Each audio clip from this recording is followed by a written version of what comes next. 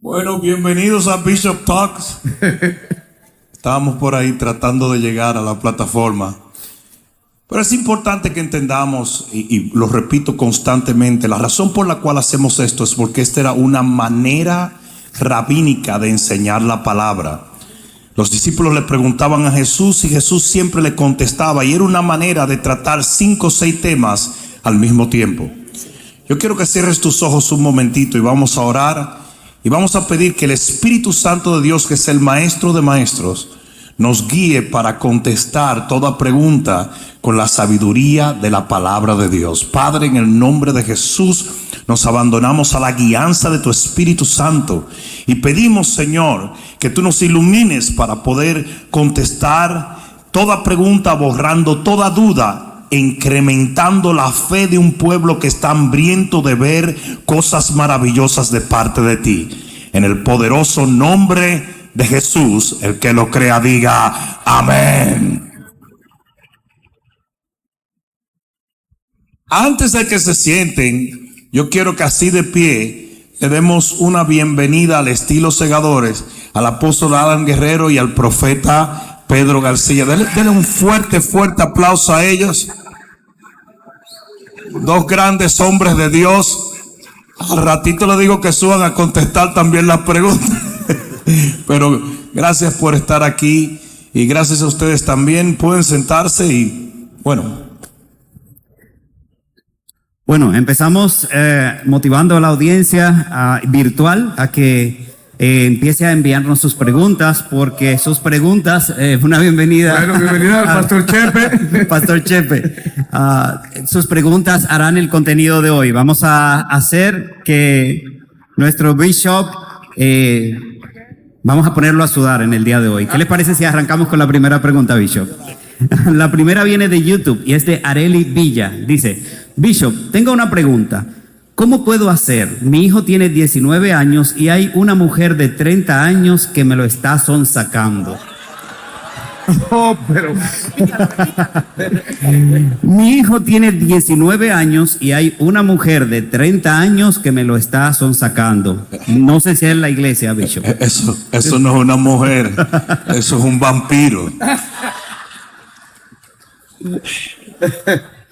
Existe una equivocación en el pueblo de Dios. Cuando la Biblia dice que no podemos unirnos a yugos desiguales, todos los cristianos asumen lo mismo. Asumen que solo se está refiriendo del cristiano y el no cristiano. Vámonos a la analogía de donde viene esta ilustración o anécdota dicha por la palabra. Cuando 2 bueyes eran ayuntados para trabajar, uno no podía estar más alto que otro, porque cuando uno estaba más alto que otro, tiraba del lomo a través de la yunta y eventualmente los 2 bueyes morían porque se infectaban las heridas que le hacían las yuntas. Por eso los 2 bueyes tenían que ser del mismo tamaño, tener el mismo brío y caminar al mismo paso para que así los bueyes pudieran hacer un trabajo sin destruirse a sí mismos. Lo mismo pasa en una relación. Usted no puede tener, obviamente, no es un pecado, por decir así, pero ya tú estás augurando una serie de problemas increíbles cuando tú tienes una mujer que es mucho mayor que un joven. Porque estamos hablando que la Biblia dice que 2 personas que no están de acuerdo, y de acuerdo es una palabra que viene de acorde, quiere decir que no están en sintonía, si ellos no pueden estar porque hay mucha diferencia de edad. Unas 2 personas que no están de acuerdo no pueden caminar juntos. Ahora, ¿es esto un pecado mortal? En ninguna manera. ¿Provocará esto grandes problemas? Sí. ¿Puede haber una excepción? Absolutamente. Pero se está corriendo un riesgo muy grande de tener una relación que finalmente va a terminar en un divorcio catastral. Así es. Muchas gracias, Bishop.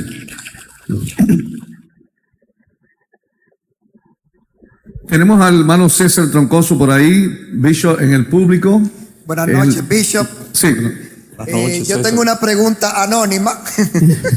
Esas son Dice- peligrosas. No, esta está buena, Bishop. Dice, hay puertas del infierno en la tierra y si hay alguna, sería el Triángulo de las Bermudas.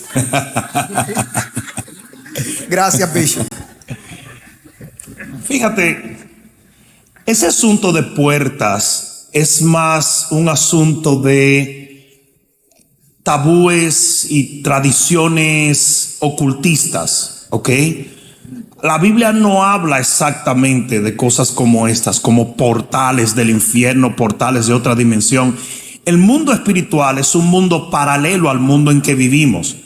Y hay espíritus que tienen la potestad de atravesar a lo natural y otros no. Entonces, no podemos meternos en un asunto que la Biblia específicamente no declara. La Biblia habla de las puertas del Hades, ¿verdad? Pero no te habla de portales. En cuanto al Triángulo de las Bermudas, no, yo no me atrevo a decir en lo absoluto algo así, porque no es algo que la Biblia me indique como una realidad. Escuchen lo que voy a decirles y les voy a dar un consejo. Lo que esté en la Biblia, usted lo afirma, lo cree, lo proclama, lo decreta. Lo que no está ahí, usted lo pone en una esquinita ahí con un granito de sal, y si es, y si no es, no es. Pero nunca tomemos la sabiduría terrenal y diabólica. Recuerden que solamente hay dos sabidurías. Está la terrenal y diabólica, dicha en el libro de Santiago, y la sabiduría divina y pura, que es la de Dios. La divina y pura viene por su palabra. La terrenal y diabólica viene por cualquier cosa que la palabra no habla específicamente. Por lo tanto, nunca tomes la sabiduría terrenal y diabólica para sentar algo como una verdad, porque el único verdadero y lo único verdadero es la palabra de Dios. Sí es. ¿Amén? Bishop, tenemos otra pregunta de Eugenia Santos de YouTube. Ella es de Uruguay, no de YouTube. Dice, ¿cuál es la tarea específica del ministro? Sabemos que Pablo fue enviado como ministro, pero ¿cuál es la diferencia entre un ministro y un pastor? Pero es lo mismo. Son diferentes palabras. Simplemente. Un pastor es un ministro, un evangelista es un ministro. Ministrar quiere decir servir, un servidor, ¿verdad? Y un pastor es un servidor en calidad pastoral, y así están los demás que están dentro de los 5 ministerios. O sea, es simplemente un término paralelo, ¿verdad? Pero tienen más o menos el mismo sentido. Correcto.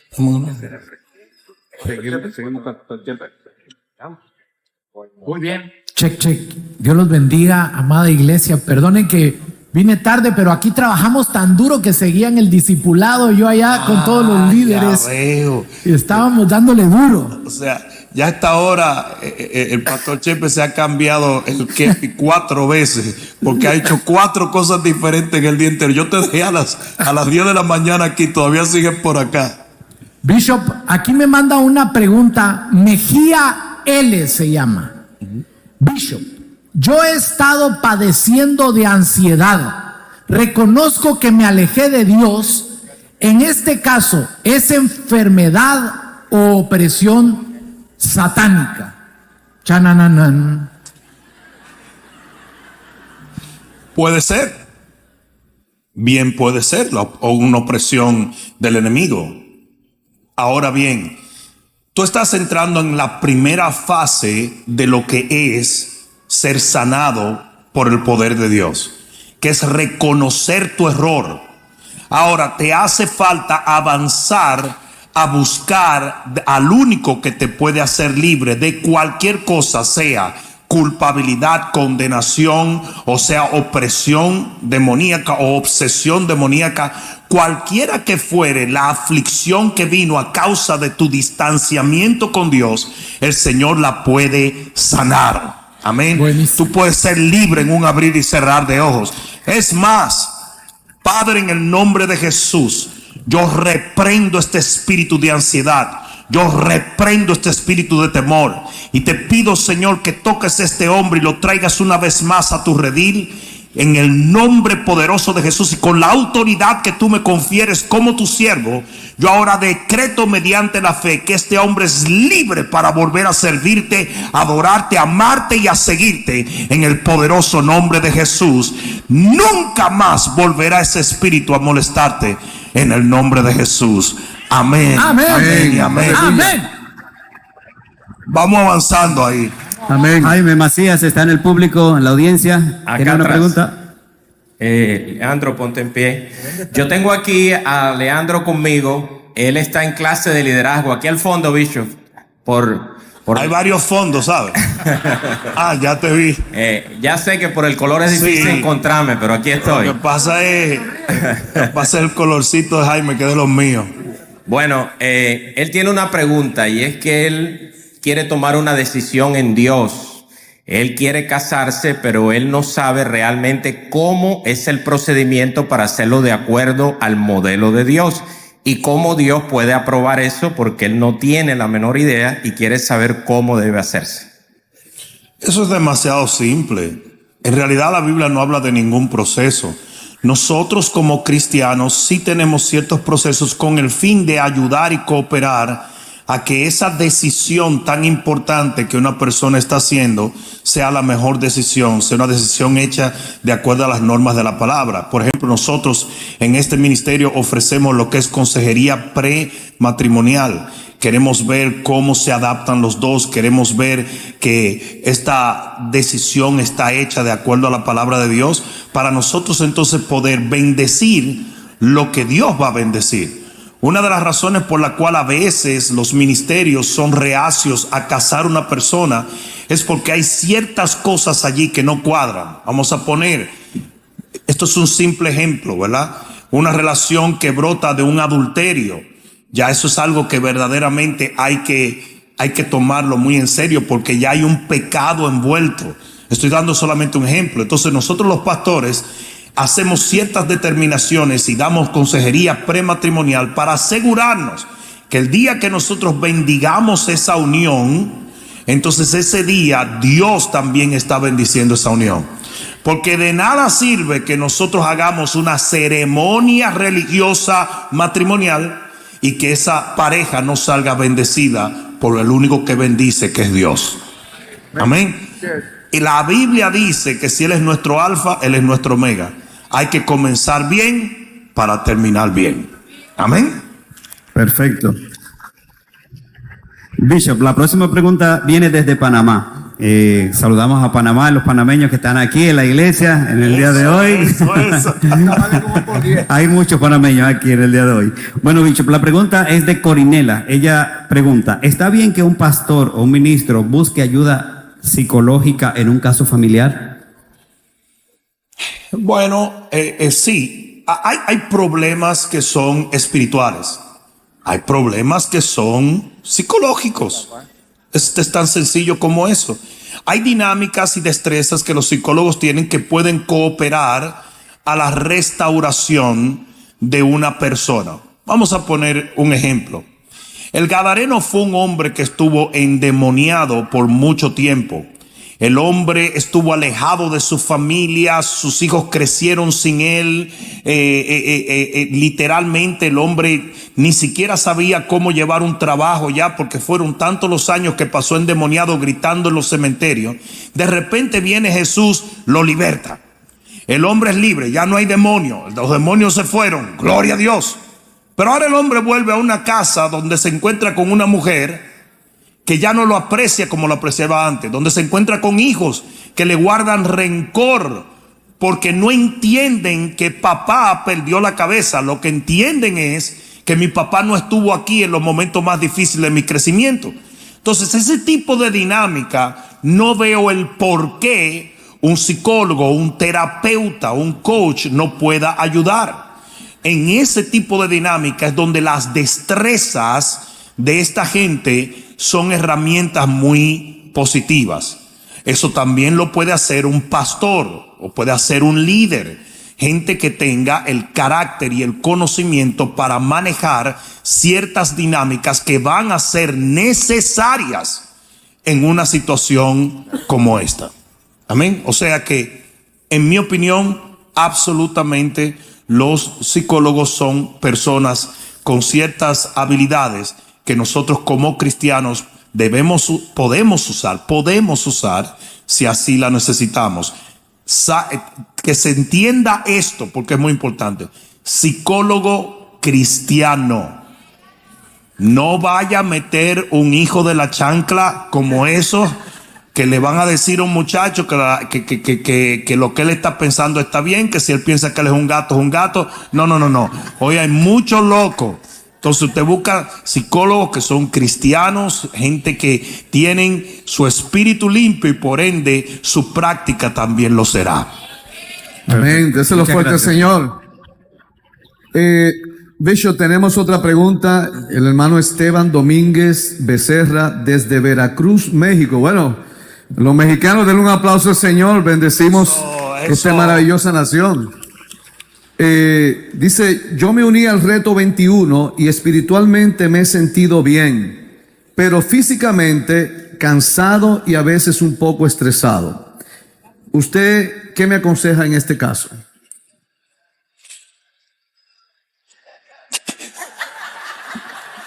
Coma y duerma, compadre. O sea, si usted duró 21 días ayunando, ¿verdad? Usted se tiene que sentir cansado y estresado por falta de pan. Pero vamos a asumir que lo que tú me estás diciendo es que espiritualmente sientes cierta satisfacción, pero has tenido cierto estrés y que tú estás asumiendo que esto es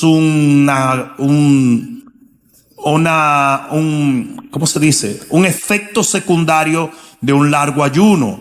Si ese fuere el sentido, cuando el ayuno se acaba, usted tiene que volver a alimentarse, usted tiene que volver tiene que chequear que sus niveles están bien, que usted no está deshidratado, que usted no está falto de vitaminas, porque obviamente el cuerpo se hizo para nutrirlo. Lo que pasa es que a veces lo nutrimos de más, ¿verdad? Pero la realidad es, después de un ayuno bien llevado, ¿verdad?, de 21 días, usted va a necesitar nutrir su cuerpo para volver a recuperar fuerzas. ¿Recuerdan cuando la niña, el Señor la levanta de los muertos, le dice Talita Kumi, y dice que le dieran de comer? Porque el trauma que había pasado ese cuerpo, ¿verdad?, era para que ella fuese alimentada. El alimento y la bebida, ¿verdad?, el agua es demasiado importante para que nosotros mantengamos un nivel de salud óptimo. Amén. Entonces lo mismo dijo Jesús.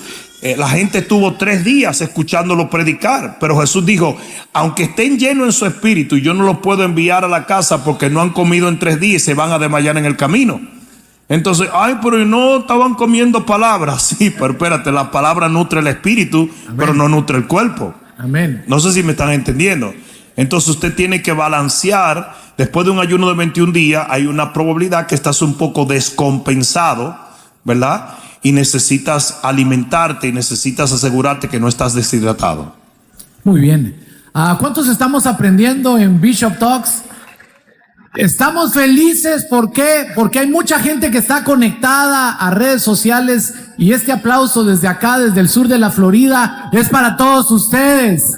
Dios los bendiga. Gracias, Bishop, por tirar bombazos de sabiduría. Amén. Está disparando duro. Pero ahora tenemos acá al gran César Troncoso, que está aquí en el auditorium, en vivo. Pregunta en vivo, don César, por favor. Que no olviden que César es soltero, ¿eh? Así es. Que no se Y olviden. sin compromiso. Y sin compromiso. Y el teléfono es 1-800. No, dele. Y la dote son $75 con 25 centavos. Eso. Baratito lo estamos dando, ¿eh? Gracias, papá, por el cariño.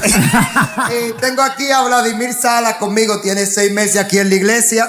Él pregunta, ¿está bien que un cristiano pueda ser cremado y si la Biblia aprueba la cremación? La Biblia no aprueba ni desaprueba la cremación. Simplemente tenemos que entender que no tiene el cuerpo en sí, no tiene ningún efecto como decaiga. La Biblia dice que en aquel día aún el mar dará sus muertos. ¿Qué quiere decir? Las moléculas del cuerpo van al polvo, sea quemada, sea ahogada, sea por el tiempo, sea por lo que sea. Entonces, no hay problema con la cremación. La Biblia no lo desaprueba, la Biblia tampoco lo aprueba. Es importante que entendamos que mucha gente ha muerto en fuegos, cristianos.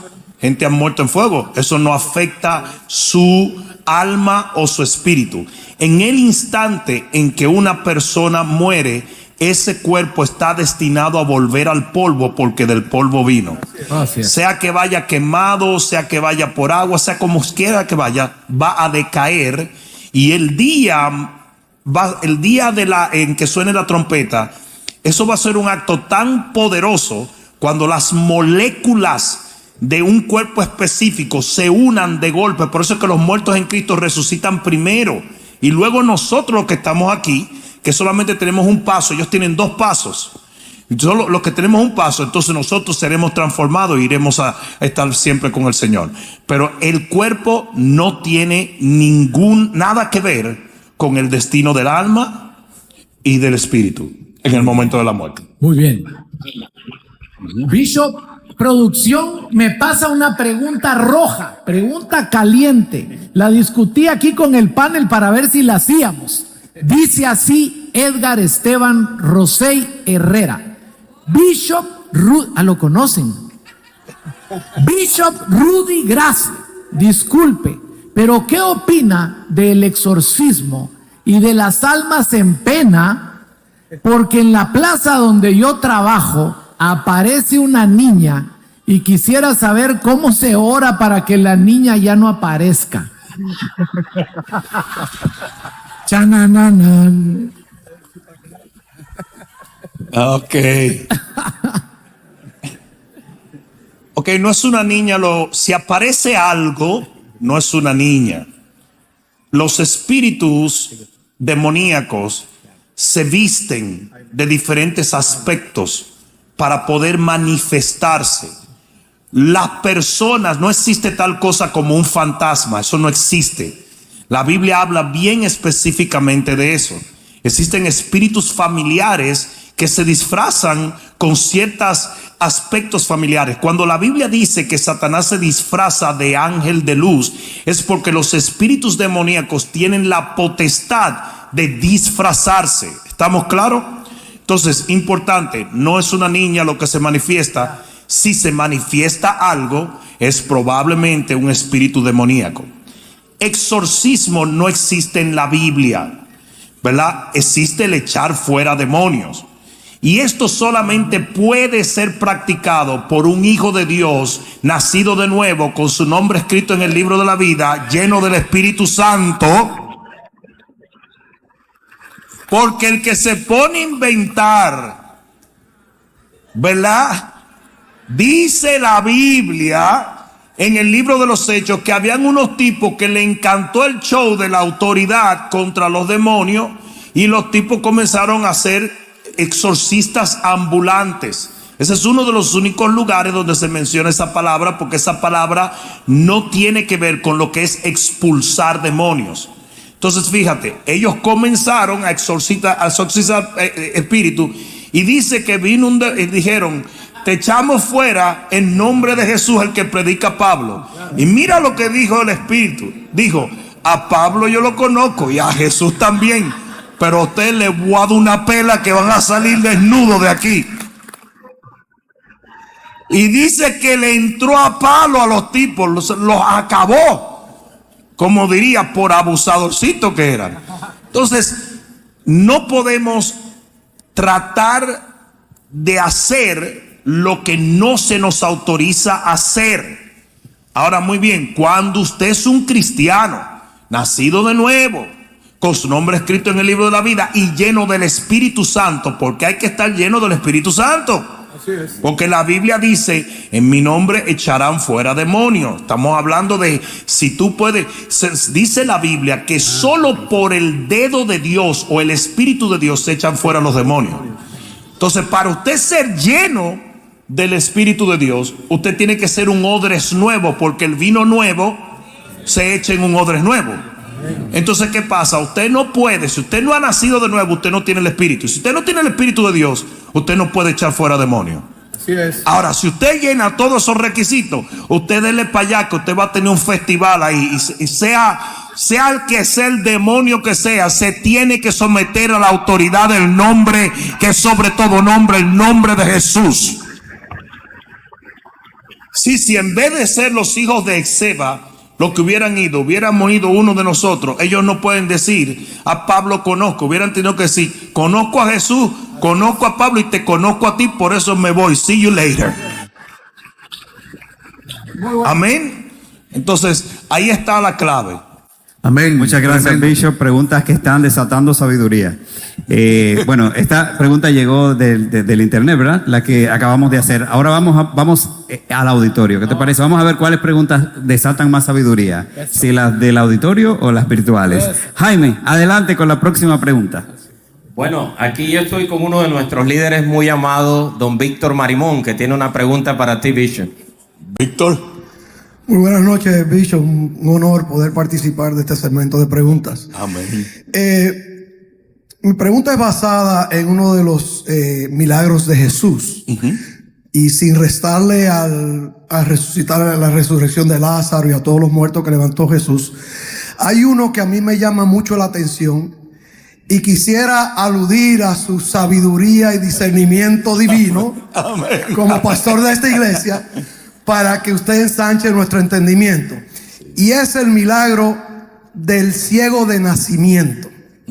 Y no me refiero precisamente a que Jesús usa su saliva y el lodo, sino a cómo sucede ese milagro cuando Jesús le está pidiendo a un ciego que camine al estanque de Siloé, que de acuerdo a lo que busqué estaba como casi a 1 kilómetro de distancia. Y entonces ocurre el milagro. ¿Cómo pudiera usted edificar mi entendimiento en esta congregación comentando en ese milagro? Es una pregunta extremadamente interesante. Todo milagro poderoso tiene la antesala de una acción. Una de las cosas que Dios nos va a pedir hacer es lo que supuestamente no podíamos hacer. Y en el proceso de hacer eso, nosotros vamos a desatar la fe. Por ejemplo, el hombre de la mano seca, Jesús le dice, extiende tu mano. Pero una mano seca, por definición, es exactamente una mano que no puede extenderse. Pero en el momento en que Jesús le dice, extiende tu mano, y él hace el intento de hacer lo que él no podía hacer, la fe se desata, y cuando la fe se desata, el milagro acontece. Al ciego Bartimeo, el Señor le dice que venga a donde él está. ¿Por qué Jesús, si el pobre ciego estaba allí, no va donde él, sino que lo manda a traer, que venga aquí? Y luego que viene, le pregunta, ¿qué tú quieres?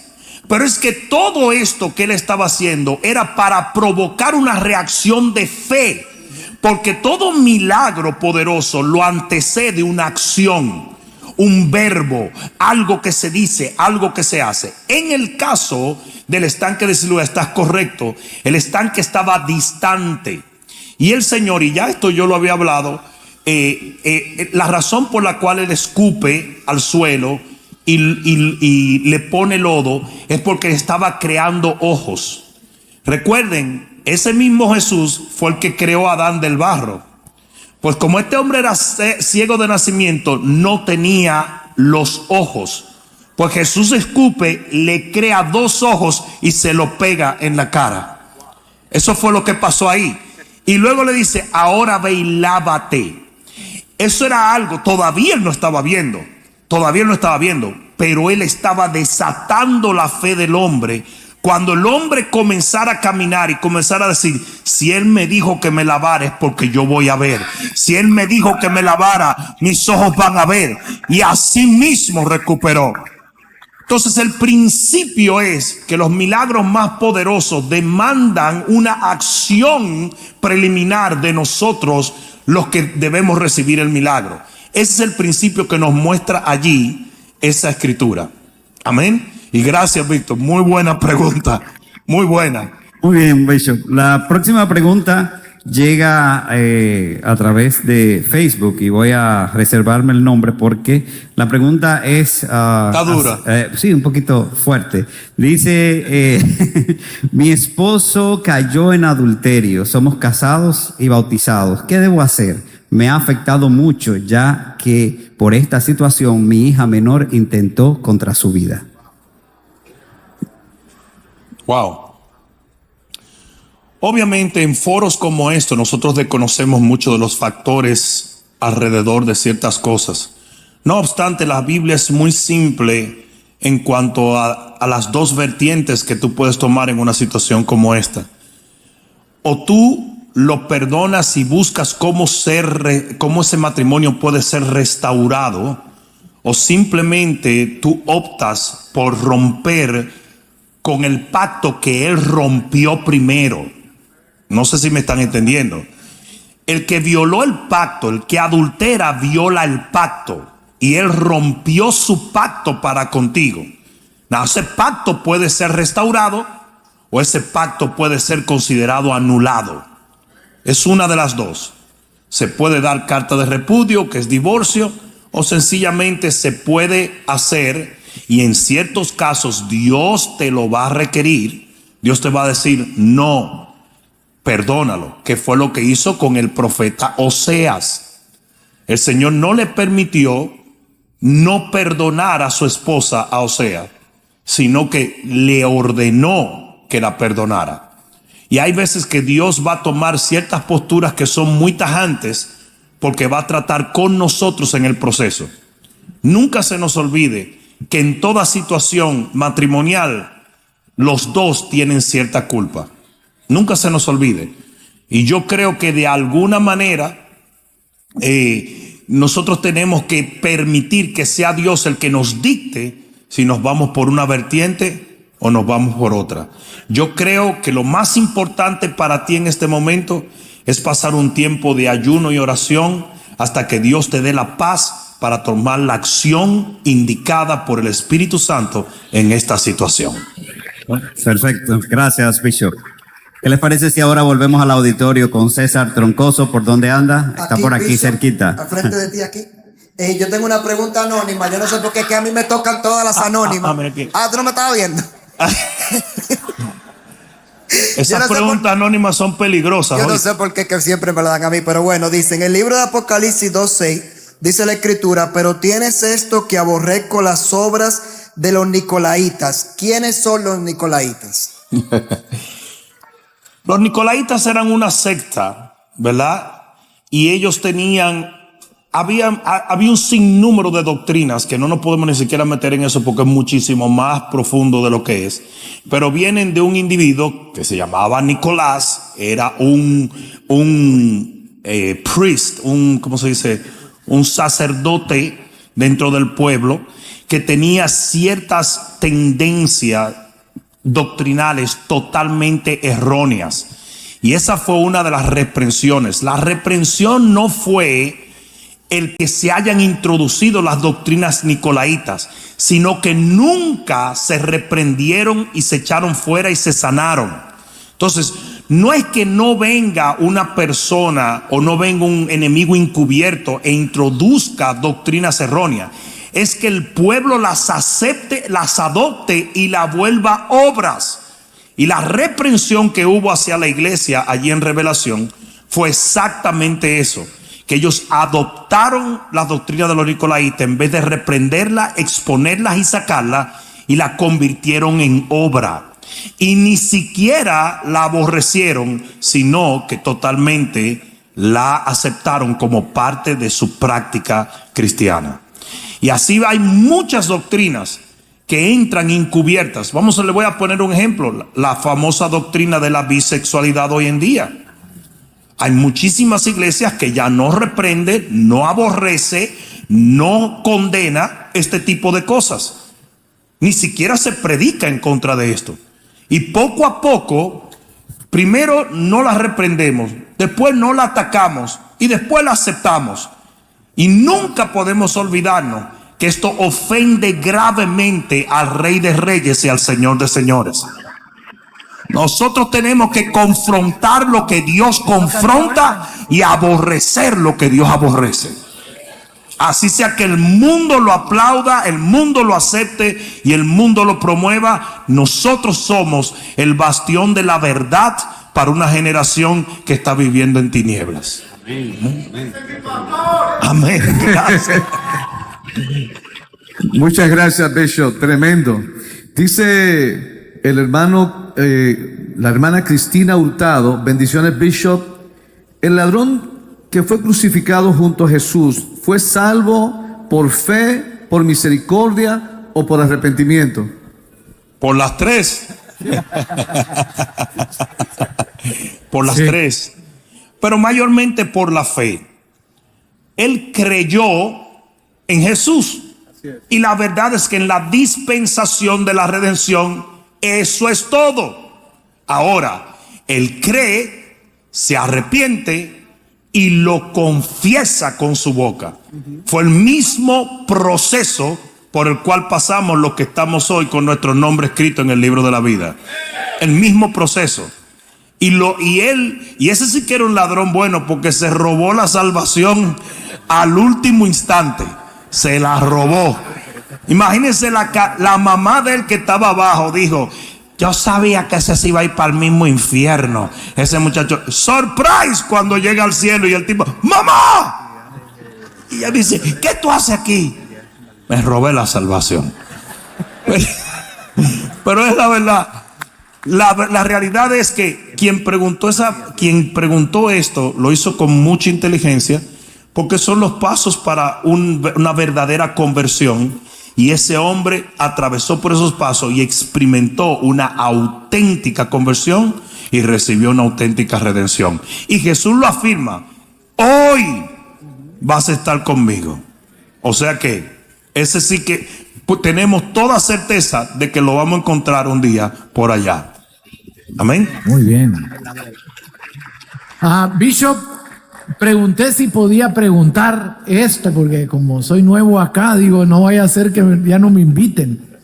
Catalina desde el Instagram pregunta: en el sexo, en el matrimonio. Ya empezó rara la cosa, ¿sabes? ¿Qué? Cata dice: ¿qué está permitido ante los ojos de Dios? Y después dice esto: nadie está hablando de esto. Ella sí. Ella sí. Cata, tú sí. No. Ay, Cata. Claro, casi no se habla de este tipo de cosas porque hay muchos tabúes dentro de lo que es la sexualidad dentro del pueblo de Dios. La realidad es, y eso es lo que yo pienso y lo que yo entiendo por la palabra,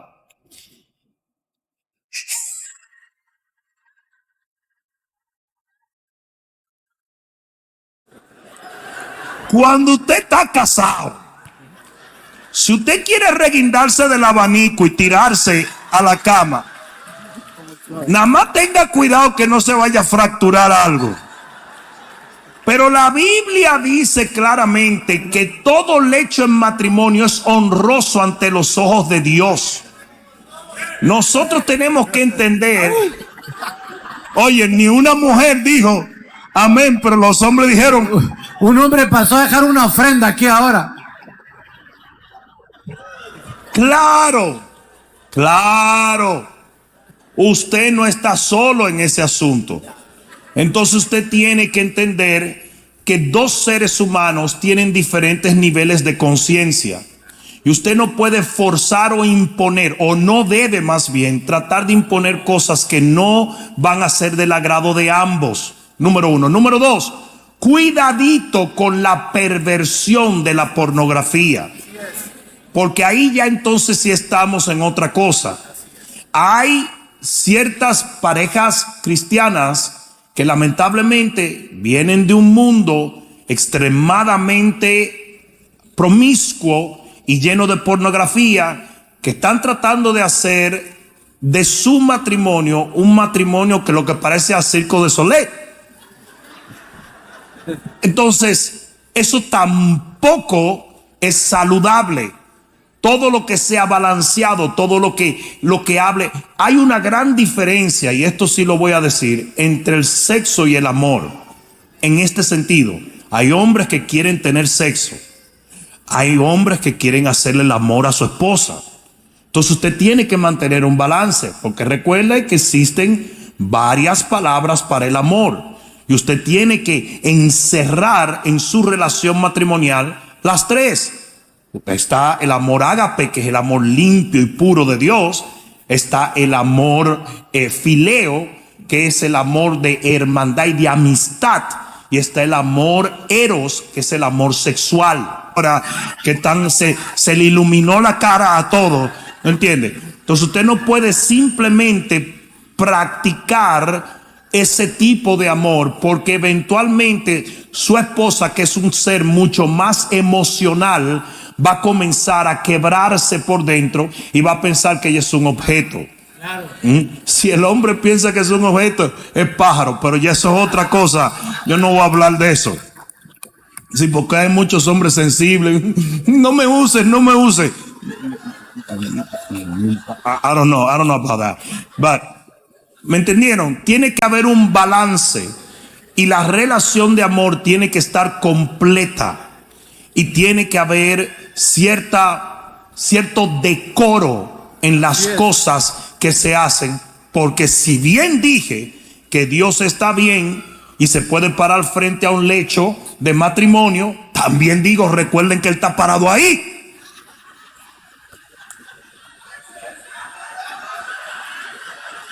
Estamos claros. Esa boquita tuya, si tu abuela te oye, te la lava con jabón fresco. Entonces, tenemos que tener un balance en ello. Amén. Un balance sin tabúes humanos. Amén, Bishop. Si me permite leer un versículo respecto a eso mismo.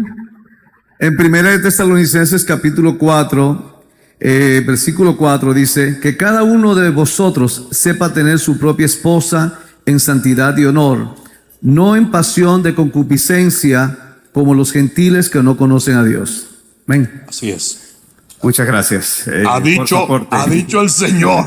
No fue ni nosotros. Lo dijo el Señor. Bishop, los matrimonios están revolteados. Escandalizados. Sí, hay muchas preguntas en ese aspecto. Por eso quiero aprovechar para anunciar Tiempo de Amar. Es sábado, febrero 12 a las 6 de la tarde.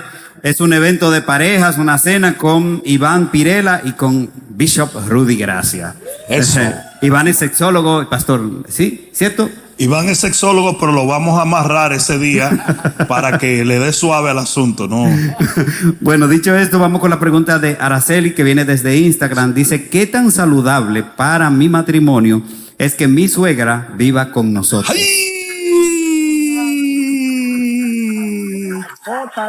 ¡Ay! Ay. Ustedes recuerdan esa alabanza que dice, deje ese diablo por allá y que nunca regrese. A la mía no, mi suegra es buena gente. Mira, no me vaya a quitar la hija ahora. Mira, la primera ordenanza que le da el Señor a una pareja es, por esto dejará el hombre a padre y a madre, que si se dan cuenta, ni siquiera Adán tenía padre y madre. O sea que el tipo estaba siendo profeta. Usted, óigame bien, los suegros no se tienen en la casa. No se tienen en la casa, porque ya usted no es un muchacho. Ahora, ¿se dan casos donde la suegra es una bendición? Sí.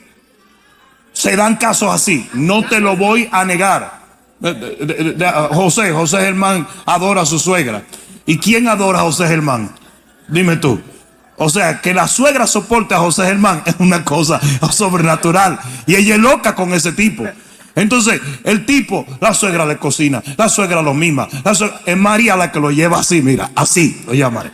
Entonces, sí es posible y sí hay récord en la Biblia donde una suegra, como lo fue Noemí para Ruth, es una de las personas más importantes en la vida de un individuo. Pero esto es muy raro. Esto es raro, compadre. Porque le es muy difícil a una suegra dejar de ver al hijo como suyo, o dejar de ver la hija como hija, dejar de verse como la autoridad del hogar. Y más entre nosotros los hispanos, ¿cómo le decimos nosotros a mamá? Jefa. La reina del sur, Dios mío. Di que jefa. Porque esa es la mentalidad hispana. ¿Qué pasa? Nosotros los hispanos tenemos un problema y es que vivimos en una sociedad casi matriarcal. Los hombres son muy picaflores, se van de la casa, se queda la mamá con los 3 muchachos, la mamá se convierte en la matrona porque tiene que ser hombre y mujer, y los hombres crecen mirando la imagen de su mamá como la jefa de la casa. Cuando se casa, ¿qué es lo primero que le llama a la mujer? Mami. Y hace de su mujer su mamá. Y sigue la sociedad amatriarcándose cada vez más. A esa mentalidad, usted en vez de separarse de la matrona, usted la mete en la casa y a Dios que reparta suerte, mi compadre. Good luck, baby. Good luck. Quiero hacer la salvedad de que sí hay suegras que son bendición, de que sí hay suegras que son de Dios y de que sí hay suegras que saben ponerse en su lugar y que nunca cruzan líneas que no deben cruzar. Pero eso es más raro que un sobaco mirando para arriba. Muchas gracias, Bishop. Bueno, Jaime, te están hablando. Jaime, ¿por dónde anda? Aquí a tu derecha estoy. Asustado con la suegra, aquí escondido. Tengo aquí, Bishop, a un líder de nuestra iglesia, Carlito Gastún, que tiene una pregunta aquí a tu mano derecha. Bendiciones, Bishop. ¿Cómo estás, papá? Mi pregunta es acerca de hasta dónde uno se convierte en un religioso a la hora de buscar, digamos, una comunión, de mantenerse en santidad para poder tener una intimidad mejor con el Espíritu Santo. Sabemos que el Espíritu Santo es santo y hay muchas cosas que le molestan. Sabemos que es sensible, que se ofende, que se enoja, que se entristece. Entonces, ¿hasta dónde, cómo discernir uno, hasta dónde uno se está, digamos, volviendo un religioso? ¿Me entienden la pregunta? Sí, absolutamente. Muy buena pregunta la tuya. Sí, denle un aplauso. La clave está en aprender a discernir lo que es la conciencia y el mandamiento de hombre. Hay muchísimas cosas que en nuestro caminar cristiano las hacemos por mandamiento de hombre, por fariseísmo, por cargas que el hombre nos impone. Eso fue lo que le dijo Jesús. Ustedes fariseos le ponen carga a la gente que ustedes mismos no mueven. Y de paso les digo que esas cargas le cierran el camino a la salvación a la gente. Porque usted puede ponerse en un momento donde usted se convierte en la marioneta de un sistema religioso. Ahora muy bien, usted tiene una conciencia renacida que está siendo alimentada por la palabra de Dios, y esa conciencia le va a ir indicando a usted. Déjeme decirle lo que es la conciencia. La conciencia es un sistema de alarma que Dios puso en cada individuo. Desde que tú eras chiquito y tú sabías que ibas a hacer algo malo, sabías que estaba mal. ¿Y quién te lo dijo? La conciencia. Pues ¿qué pasa? Cuando usted renace, la conciencia se hace mucho más poderosa, y cuando usted alimenta esa conciencia y la lava con la palabra, esa conciencia se hace infalible. Entonces, ¿qué pasa? Usted tiene que aprender a vivir por la palabra, y la conciencia le va mostrando cómo aplicar en su diario vivir la palabra. Ahora, ¿dónde está el peligro de eso? La conciencia dice que hay algunos que tienen cauterizada o quemada la conciencia, porque lo que pasa es que cuando la conciencia te prende un bombillo rojo y tú lo haces, otro rojo y lo haces, otro rojo y lo haces, la conciencia va perdiendo el poder. Y tu carne se va acostumbrando a evadir la voz de la conciencia. Mi consejo para ti, para que nunca caigas en religiosidades: no estés pendiente de lo que dijo fulano, mengano, sutano. No, usted llene su conciencia y su alma de la palabra de Dios y camine de acuerdo a lo que esa palabra le va indicando. Ahora bien, todos los cristianos nos movemos en una cultura, ¿verdad? Los discípulos de Apolos se comportaban de una manera y los de Cefas se comportaban de otra manera. Y está bien que aunque haya cosas que tu conciencia misma no te condena, porque Pablo también lo dijo, mi conciencia está limpia, pero para que no se pierda mi hermano, yo no lo hago. Si tú estás en una cultura, te voy a poner un ejemplo. Digamos que tu conciencia y no encuentras en la palabra que fumarse un puro es malo. Estoy poniendo un ejemplo, ¿oyeron? Valse pecadores que están loquitos por agarrar por ahí. Digamos que tu conciencia te dice fumarse un puro no es algo malo. Pero tú te mueves en un medio donde en lo absoluto se ha dicho no se debe de hacer eso. Entonces ya allí no es cuestión de conciencia, sino cuestión de amor fraternal, donde por tu libertad de conciencia tú no quieres que tu hermano se pierda, porque no vale la pena por un puro que tu hermano se vaya a condenar y termine en el mundo porque vio en ti un mal testimonio. Amén. Entonces, la clave está en tener mucho cuidado y saber distinguir lo que es del hombre y lo que es de Dios. Si usted agarra aserrín y le pone al aserrín pequeñas partículas de metal y usted lo tira, un pajarito disculpen, aserrín y pan, ¿verdad? Usted agarra aserrín, vamos a darle reversa. Usted agarra aserrín y le pone pan al aserrín, lo tira y el pajarito va a venir y se va a comer todo el pan y no se va a comer el aserrín, porque ha aprendido a distinguir lo que es pan. Y así mismo tenemos que ser nosotros. Tenemos que vivir por lo que es pan, por lo que es palabra, y lo que es de hombre lo echamos a un lado. No necesariamente lo desechamos, pero no es tampoco imprescindible para nosotros caminar de la manera que estamos supuestos a caminar. Amén. Denle el aplauso fuerte al Señor. Amén. Tremendo. Bishop, tenemos otra pregunta de Cristina Giraldo. Dice: es de Dios sentir a mi madre muerta. La sentí tosiendo en mi cama. ¿Eso es de Dios?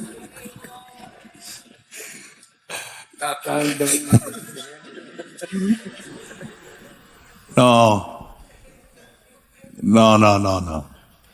Los fantasmas no existen. La Biblia habla claramente del destino de una persona cuando deja el cuerpo. Ellos no andan caminando. El purgatorio es algo ridículo. Eso no tiene dónde. Yo te voy a pagar a ti $1 millón para que tú me digas dónde está el purgatorio en la Biblia. Eso no existe. Es una invención del hombre. Entonces una persona sale, cuando una persona muere, ¿verdad? El hombre es espíritu, alma y cuerpo. Cuando una persona muere, el espíritu va a Dios que lo dio. Es el aliento de vida, es lo que te tiene vivo a ti. Es el ruach que quiere decir aliento. Fue lo que Dios sopló en la nariz de Adán. Fue lo que Dios sopló en el embrión de David. Es lo que Dios sopla, es la vida. Cuando eso sale, usted se fue y punto. El cuerpo va a la tierra y el alma va a un lugar o a otro. No se queda en Macy's. Entonces, no, pero que mi mamá fue especial. No, absolutamente no. Si usted está oyendo ciertas cosas, hay una probabilidad. Puede ser algo natural o puede ser algo quizás de origen espiritual, pero yo te garantizo a ti que no es tu mamá. Eso te lo garantizo. ¿Estamos claros en esto? Porque no podemos confundir las cosas. Y si no es tu mamá y tú te das cuenta que es algo espiritual, entonces no es algo espiritual bueno, porque está tratando de confundirte. No, que tú sientas amor por un ser querido que partió, que un día tú vuelas una carta y te dé nostalgia, todas esas son cosas normales. Pero sentí gente tosiendo en la cama, I don't think so.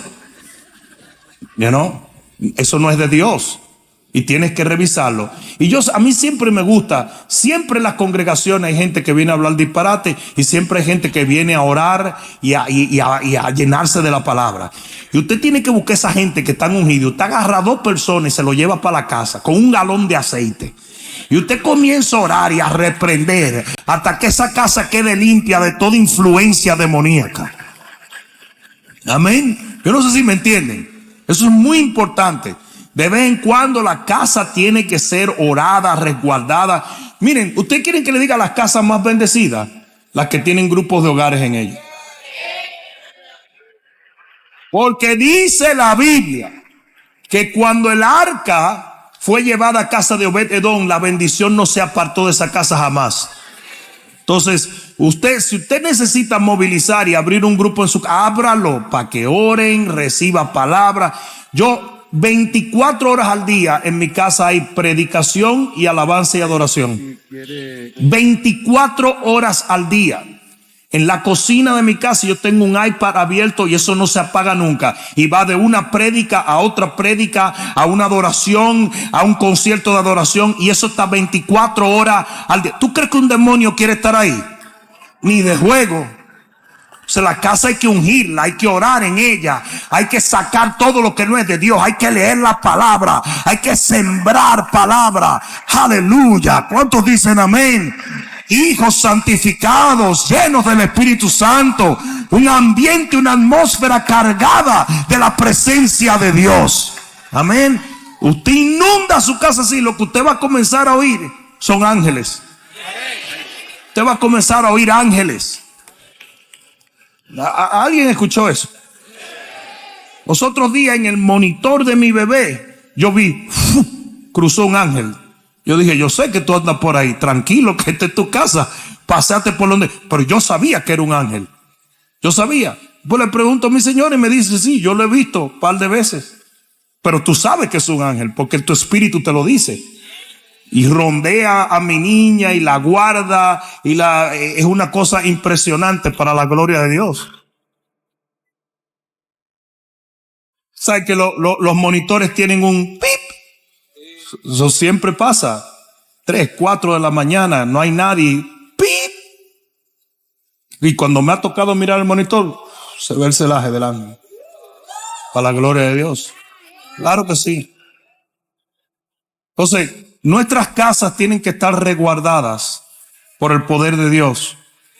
Ninguna manifestación que no sea de Dios debe estar en nuestros hogares.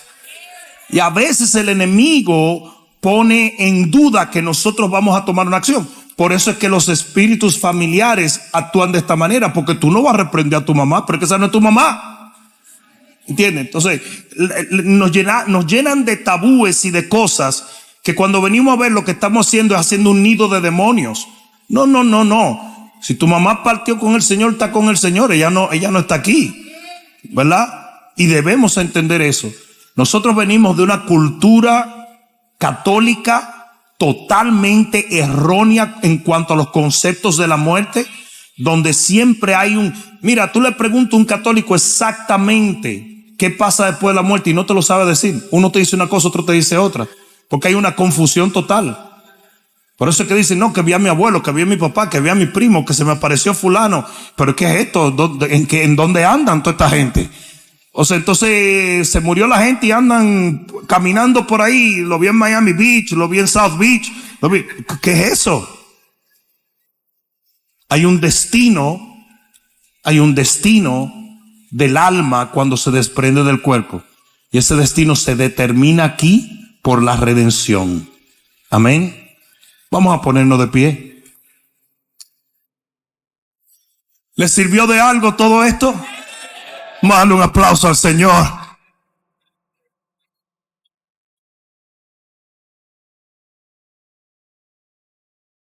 ¿Saben qué es lo más importante de todo esto? Lo más importante de todo esto es que uno de los apóstoles más poderosos que ha existido fue Pedro. Y Pedro iba caminando sobre las aguas, en lo sobrenatural. Y de repente puso sus ojos en otra cosa y comenzó a hundirse. Y luego el Señor revela que la razón por la cual comenzó a hundirse fue por una duda. ¿Por qué dudaste?, le dijo. Una sola duda tiene el poder de sumergirnos en las aguas. Y cuando nosotros hacemos esto, se aclaran tantas dudas. Dudas que a veces tienen el poder de herir nuestra fe. Una cosa yo quiero dejar en el corazón de todos los que nos escucharon esta noche. Quizás no contestamos tu pregunta, pero no quiere decir que tu pregunta no tiene contestación. Quizás tú no entiendas algo, pero una cosa sí es segura. Un día todo va a estar claro como la luz del día. Tú tienes que tener paciencia y fe. Amén. Y aunque querramos aprender más, nunca podemos hacer del aprendizaje un requisito para tener una relación buena con Dios.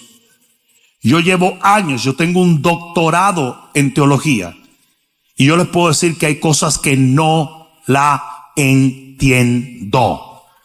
Sin embargo, nada de esto me coarta o me detiene de tener una mejor relación con el Rey de Reyes y el Señor de Señores. Amén. Por lo tanto, yo quiero que levantes tu mano allí donde estás y le digas: Padre mío, aun cuando no entiendo, aun cuando no sé, hay verdades que jamás cambiarán. Una de ellas es que tú eres mi Padre y yo soy tu hijo. Y te serviré y te seguiré y viviré para ti, por ti y en ti hasta el último día de mi vida. Gracias, Espíritu Santo, por permitirme recibir luz de tu palabra en esta noche. Permite que esa luz ilumine mi matrimonio, mi hogar, mi casa, mi trabajo, mi célula, en el nombre de Jesús, para que yo pueda caminar bajo la sombra de tu gloria. En el nombre de Jesús, el que lo crea diga amén. Amén, amén, amén. Dáselo fuerte al Señor. Iglesia, te amo de todo corazón. Nos vemos el domingo. No vengas solo.